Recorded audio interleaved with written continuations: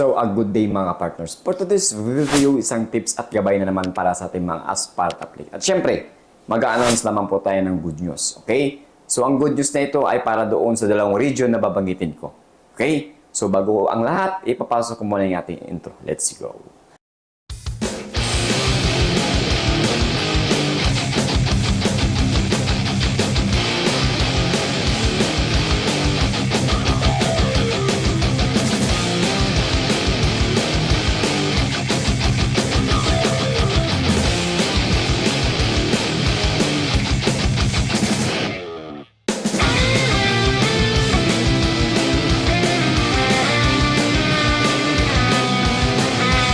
So once again, ladies and gentlemen, good day, no? And advance Merry Christmas and a Happy New Year sa ating lahat, mga partners. Okay, so ngayong araw mga partners ay mag-announce tayo ng good news, okay?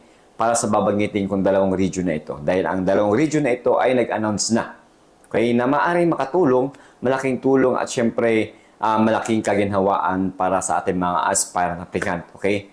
Dito sa dalawang region na ito. Okay, ano nga ba ang i-announce natin? Okay. So, ang dalawang region na ito, mga person, nag-announce na hindi na po required magpasa o mag-submit o mag-attach ng DI clearance or Directorate for Intelligence Clearance, mga partners. Yes po. In-announce na po nila. Okay, at syempre, i-visit nyo rin yung kanilang Facebook page. Okay? So, ang tanong, anong region niya ba ito? Okay? So, una is Region 7. Okay? Pangalawa, yung Region 3. Okay, makakailan lang ay nag-announce po nila at na-post na rin nila ito sa kanilang Facebook page na no longer na po or hindi na po required, okay, na mag-attach o magpasa, mag-submit ng DI clearance.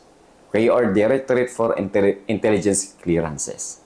Okay? So, sa anong dahilan ay hindi malinaw kung anong dahilan kung bakit nila tinanggal. Okay?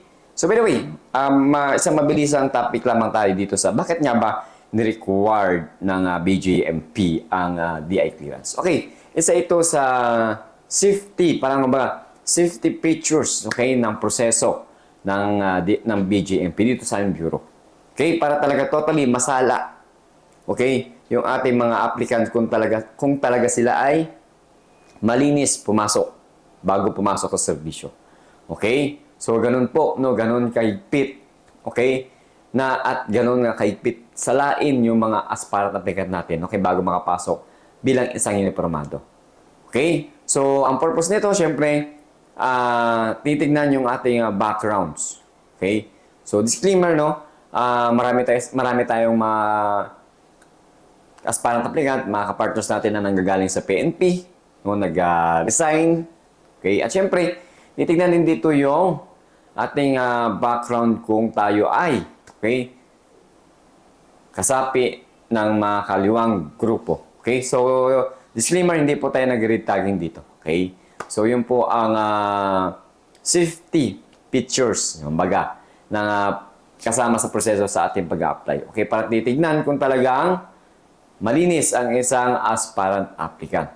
Okay, mga partners, iniiwasan natin na makapasok dito sa ating bureau dahil pag may nakapasok, syempre sunog yung ating organization, sunog yung ating mga mission, di ba? So ganun. So with the collaboration with the PNP, okay? So partnership. So kailangan malinis bago pumasok ang isang aspirant applicant natin dito sa ating bureau. Okay? So yung mga partners, no, para doon sa Region 3 and Region 7. Okay?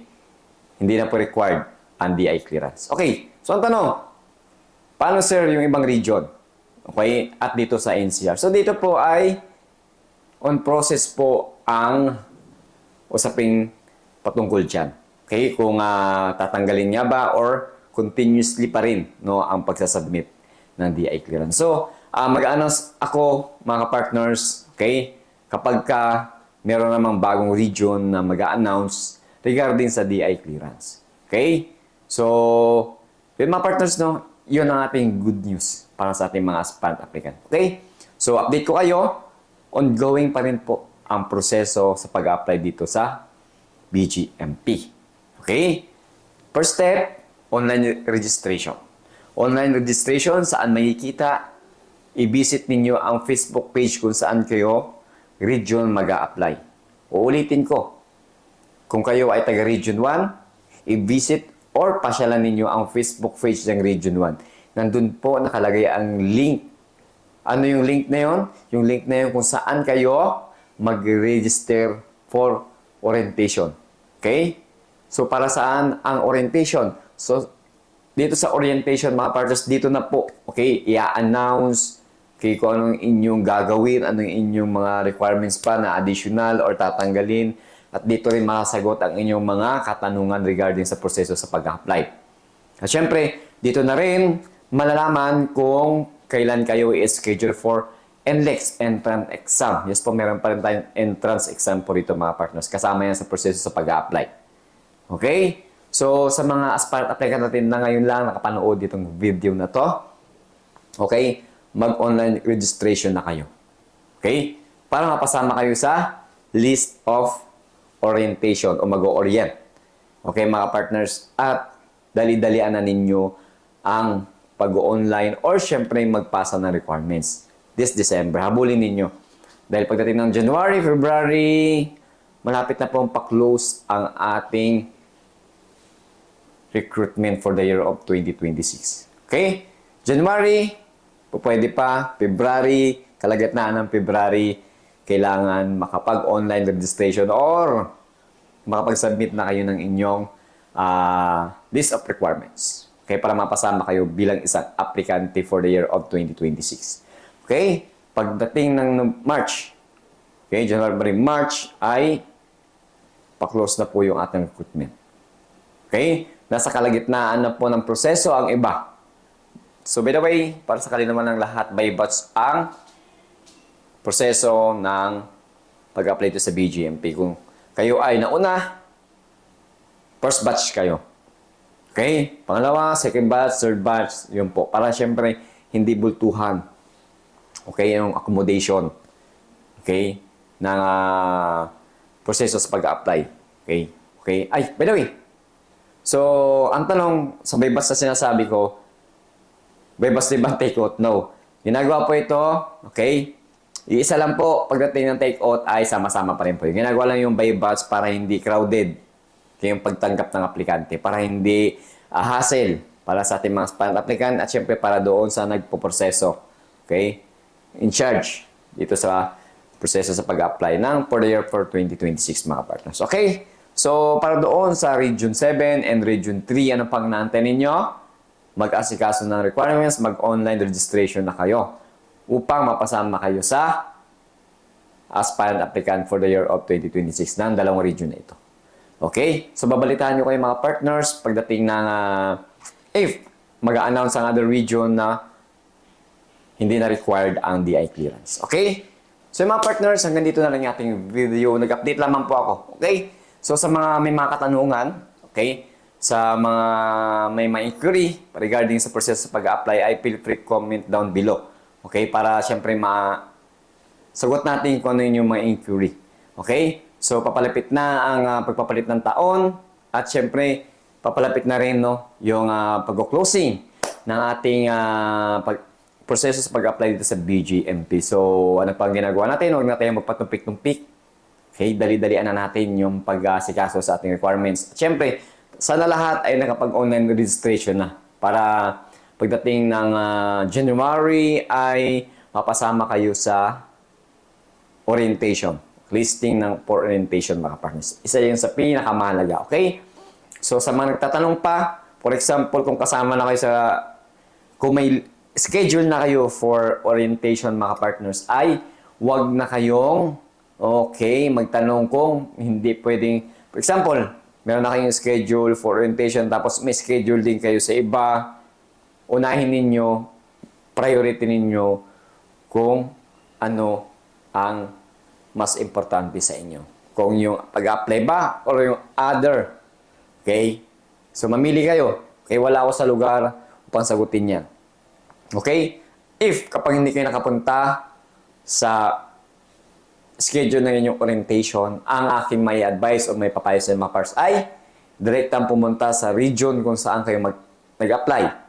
Doon kayo mag-inquire kung pwede kayo mag-reschedule. Okay? Dahil sa panahon ngayon, ay bultuhan ang aspirant applicant natin. Okay? Crowded na rin. So, best of the best, strategy by strategy, nasa palad ninyo yung inyong kapalaran. Okay? Sa inyo pag-apply. Journey ninyo sa pag-apply dito sa BGMP. Okay? So, by the way, hanggang dito na lang po. Isang mabilis na update lamang po ako. At kung hindi man ako makapagawa this coming weeks, no? Dahil papasok na ang holidays, papasok na rin yung red alert dito sa BGMP. Okay? So, abangan niyo. Mag-update ako if, kung kaya pa, kung hindi na, first video of the year tayo by the January. Okay? Ladies and gentlemen, advance Merry Christmas and Happy New Year. Always mag-ingat. Okay? Sa lahat ng bagay. Okay? So, sa mga mag-iinom, sa mga party-party dyan, mag-ingat kayo. Okay? Kung kayo ay isang aspirant applicant, triple safety first. Okay? Para siyempre marating natin yung ating mga pangarap sa buhay. Okay? Iwasan natin maaksidente. Okay? May involved sa any kind of incident na maaaring makapekto sa inyo. Okay? Bilang isang aplikante. Okay? So, lagi kong sinasabi, be confident sa lahat ng bagay bilang isang aplikante, maniwala sa kakayahan, siyempre maniwala sa itaas, always pray. Okay? At siyempre maging mabuting tao sa kapwa. Baka ang kapwa na yan, in the future ay malaking tulong sa inyo. Okay? At syempre, no, maging mabuting tao sa paligid natin. Okay? And lagi ko sinasabi, saludo.